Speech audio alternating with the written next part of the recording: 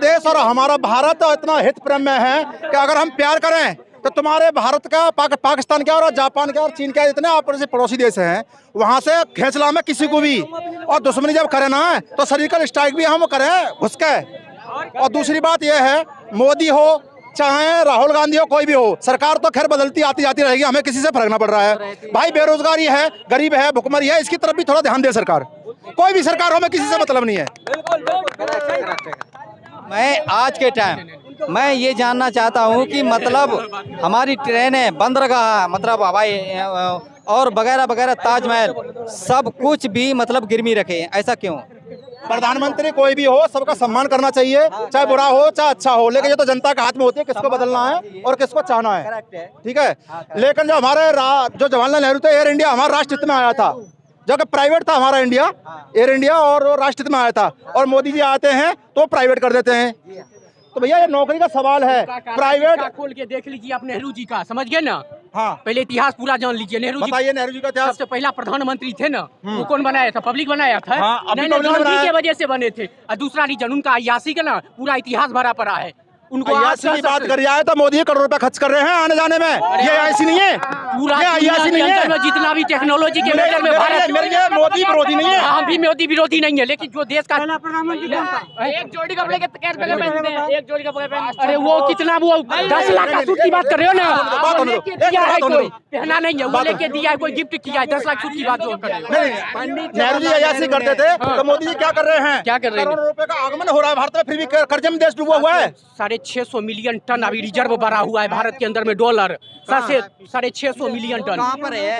350 रुपये किलो आटा बिक रहा है विदेश में, जाके आप देख सकते हो। भारत में अभी भी जो 40 करोड़ आदमी गरीबी रेखा के नीचे था 2011 से पहले, आपको पता होना चाहिए। रेलवे स्टेशन पे और प्लेटफॉर्म पे एक मुट्ठी चावल भी नसीब नहीं, 2011 से पहले। और 14 के बाद से, जब से मोदी जी का गवर्नमेंट आया है ना, तो उसके बाद का स्थिति आप देख लो। सुनो, आप मुझे लग रहा है थोड़े से भावुक हो गए हैं मोदी जी के नाम से। मैं पहले कह रहा हूँ मैं मोदी विरोधी या किसी प्रधानमंत्री का विरोधी नहीं हूँ। मेरा कहने का मतलब यह है, आज से लॉकडाउन से पहले तेल तुम्हारा क्या भाव था? कितना था? गैस क्या भाव थी? लॉकडाउन से पहले की बात कर रहा हूँ। अरे उसके बाद आपका 6500 रुपया में यही नौजा में ड्यूटी करते थे, 10,000 में 8 घंटा में ड्यूटी करो। ये देखो ना, मैं 2 साल में इतनी महंगाई हो गई। अरे 2 साल में, 9 साल से सरकार है मेरे भाई, 2 साल में 9 साल से सरकार है। लॉकडाउन की बात कर रहा हूँ भाई यार, मैं तो देखो भाई, लॉकडाउन देखो ऐसा है, लॉकडाउन से पहले सब्सिडी भी मिल रही थी और 400 से लेकर 600 तक सिलेंडर बिक रहा था। 800-900 रुपए, ठीक है, 400 रुपए कमा रहे हैं। देखो महंगाई कहाँ से कहाँ हम क्या बताएं, 6500 रुपया आपको तनख्वाह मिलता था, 8 घंटे में 12,000 रुपया मिला है कंपनी में। वो तो देखो महंगाई तो बढ़ेगा नहीं भैया। देखो ये तो बात हो गई ऐसी कि हम किसी का नाम लेंगे। 400 है, जो लेबर है, वो तोड़ के रख देंगे। 450 करोड़ में हमारा डिफेंस सेक्टर देखो, पाकिस्तान हो तो झेलना पड़ेगा ना। लेबर आदमी है तो लेबर को, अरे सुनो यार, खाली महंगाई बढ़ेगा, लेबर को नहीं बढ़ेगा। लेबर को वोट दे देंगे क्या? बड़े बड़े भाई देंगे, आम जनता भी वोट दे सकती है ना, आम जनता से पड़ेंगे। भाई देखो, एक मिनट, अभी तक किसी ने ये जवाब नहीं दिया, मतलब सारा चीज गिरवी रख दिया है, मतलब छुटा क्यों? अरे मेरे भाई गिरवी नहीं रखा गया है, वो रेंट पे है, प्राइवेट सेक्टर किया गया है। अरे भाई यार देखो, मैं ये कह रहा हूँ भाई से, इसके पास भीख मांगता रहा। भाई साहब मैं एक सवाल करूंगा भाई से। भीख मांगता ये, इसके पास पैसा नहीं था तो भीख मांगता। भाई साहब मैंने पहले भी करा था, फिर भी ये कहूंगा मैं, ये लॉकडाउन से पहले क्या रेट था और लॉकडाउन के बाद का रेट बता दो क्या रेट है? हम 2014 से पहले पूरा कल्ला चिट्ठा खोल देते, 10 साल मनमोहन सिंह की सरकार का, उसके बाद हम 9 साल बीजेपी का। आप तो फिर बताइए क्या रेट था? आप तो ये कहोगे कि हमारी 2014 में आजादी मिलेगी, उससे पहले आजादी नहीं थी। हमारे लिए 2014 के बाद आजादी हुआ है, सही कह रहे हो। हमारे लिए नहीं, हमारे हिंदुस्तान के लिए 2014 के बाद आजादी हुआ है, समझ गए ना। तो तुम्हारा अकेले मोदी जी ने करा है? हमारा अकेले नहीं, हम हिंदुस्तान की बात कर रहे हैं। प्राइवेटकरण क्यों किया जा रहा है बीजेपी की? सबसे पहले निजीकरण का किया जा रहा है, सॉफ्ट कॉर्नर बता रहे निजीकरण का। आप एक बात बताओ, अभी आप टिकट कटवाने के लिए जाओगे काउंटर पर, आप तो ऑनलाइन हो गया, अपना फोन से काट सकती हो। एक आदमी का 50-50 हज़ार रुपया तनख्वाह था, मोबाइल में लगा, गर्लफ्रेंड से बात, हम वो छोड़ो, 50-50 हज़ार रुपया तनख्वाह था, भीड़ लगा रहता। प्राइवेट सेक्टर होगा, 50 हज़ार में 5 बंदा का जॉब मिलेगा, 5 परिवार यानी 25 परिवार खाएगा। प्राइवेट सेक्टर का ये मतलब हुआ। हर स्टेशन पे जाके फ्री में वाईफाई का सेवा ले रहे हैं मेरे भाई। गवर्नमेंट सेक्टर में क्या कम होता था? हमारे आपके जैसा गुटखा खा के थूक के बर्बाद कर देते थे रेलवे प्लेटफॉर्म पर। गलत करे मेरे भाई, 5 आदमी का परिवार यानी 25 घर चलेगा। प्राइवेट सेक्टर का ये मतलब हुआ। गवर्नमेंट के पास डायरेक्टली मनी आएगा, थोड़ा थोड़ा करके जो आता था रेलवे से डायरेक्टली आएगा। उसमें और भी तो रईस आदमी थे। अडानी अंबानी को क्यों चुना गया? अरे मेरे भाई, अडानी अंबानी को चुना गया? अडानी अंबानी को क्यों चुना गया? एयर इंडिया टाटा बिरला को आप कहोगे एयर इंडिया टाटा बिरला नहीं को भाई, लेके और भी देश थे और मेरे आदमी बहुत भी हैं, मैं गिना दूंगा ना। बहुत है लेकिन उनको ही उद्योगपति। क्यों चुना गया? क्योंकि वो मोदी जी का राइट हैंड और लेफ्ट हैंड है। उन्होंने प्रचार करने के लिए अंधा पैसा दिया और उनके लिए सपोर्ट किया।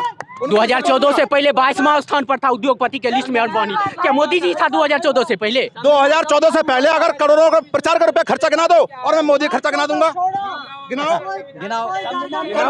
कर्जा हम तुमसे ही लिया जा रहा भाई यार, नाराज मत हाँ, होना। नहीं नाराज नहीं हो रहे। देखो, हम जनता है, हम भी आम जनता है, हमको भी मोदी से लेना देना है। कारण है कोई हमारा राष्ट्र अध्यक्ष है, कुर्सी पे बैठा हुआ है, इज्जत हम भी करते हैं। अच्छा, हम भी कर रहे हैं भाई यार, हम कल थोड़ी बोल रहे हैं मोदी के बारे में। नहीं, कह रहे हो ना कि 2014 से पहले उनका खर्चा बता दो ना। अरबों टन सोना हमारे देश का गिरवी रख दिया जाता था मेरे भाई। तकलीफ कहाँ होता है? सुन, तकलीफ कहाँ होता है जानते हो?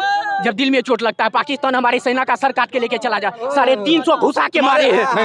अरे मेरे भाई, पाकिस्तान, अरे 250 को तो साला गलवान घाटी में लेके कूद के मार दिए हैं। जो चाइना मादर चौथ हमारा 80 मिलियन टन जमीन अपना कब्जा में करके रखा हुआ है। अब कहाँ हो? हमारे देश में अभी जो पाकिस्तान से सीमा आई हुई है, वो सीमा ISIS का टेररिस्ट भी हो सकती है। अभी NIA, CBI, ED सारा जांच एजेंसी उस पर जांच कर रहा है, समझ गए हो? इससे पहले भी बहुत आदमी पाकिस्तान से आया। अजमल अमीर का साहब 166 आदमी को मार दिया। 26/11 हमला बम्बई में ताज होटल पर हमला, 26/11 हमला, 166 आदमी को मार दिया था। 10 टेररिस्ट अजमल 8 साल तक कांग्रेसी रख के उसको ना बिरयानी खिला रहा था जेल में।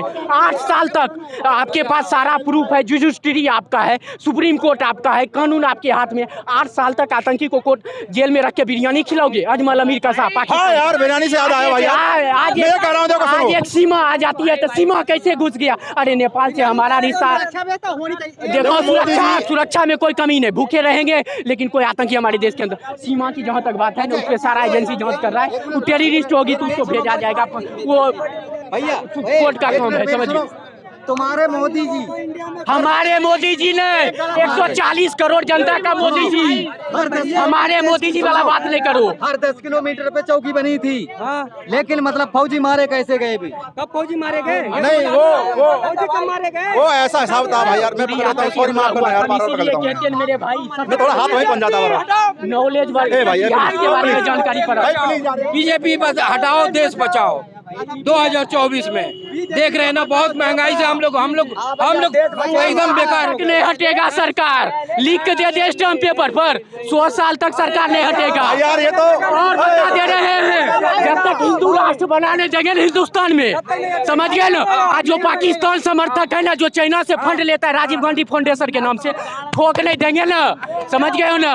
भैया भैया, ये बीजेपी वाले हिंदू हैं और ये ऐसे हिंदू हमारे भारत में नहीं पाए जाते हैं, राज्य में नहीं पाए जाते हैं। और ये जो हिंदू हैं वो हमारा पैसा पीने वाले हैं, खाने वाले हैं, जो कि जय श्री राम नहीं सिया राम बोलना चाहिए, या जय श्री राम बोलते हैं।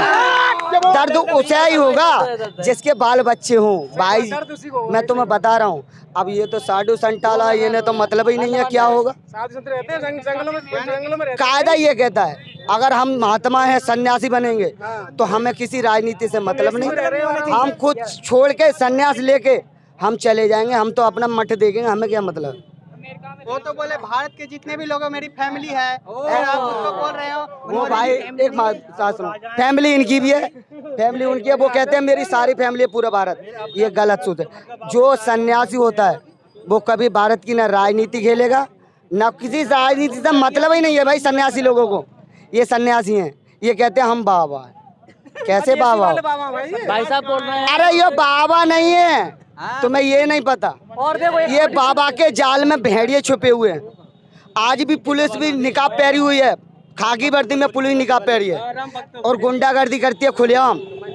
मैंने रात ऐसे भाई आ रहे थे, करीब आज 4-5 दिन पहले की बात है, मैं रात के 1 बजे की बात बता रहा हूँ, यहीं पकड़ा था आश्रम भाई गली पे। उसको पकड़ा था, उस पर बैग तो नहीं था, ड्यूटी से आ रहा था बेचारा। मैं आया बाथरूम करने तो उससे पता क्या बोल रहा है, भोसड़ी के तू चोर है, बैठ गाड़ी में। तब मैंने बोला यार भाई 1 मिनट बात सुनो यार, गलत बात है यार, बंदा ड्यूटी करके आ रहा है नाइट की और तुम उसको अंदर ले जा रहे हो। मैंने ये क्या माँ बाप को गाँव से बुला के तब जमानत कराएगा अपनी? कह रहा हूँ एक मामूली सी औरत है 4 बच्चों को लेकर एंटर कर जाती है, इस तरह कोई आदमी भी आ सकता है, 2 मिनट मेरे कोई भी आतंकवादी आ सकता है, कोई भी कुछ कर सकता है। आप 4 बच्चों को आती है, एक औरत को लेकर आ रही, बताइए क्या यह सिक्योरिटी है? ये सिस्टम खराब है हमारे इंडिया का भाई, यही सिस्टम खराब हो रहा है भाई। इंडिया से बच्चे मतलब ये सोचेंगे कि पाकिस्तान से लौंडे लेकर आए, इंडिया की छोड़ दे फिर।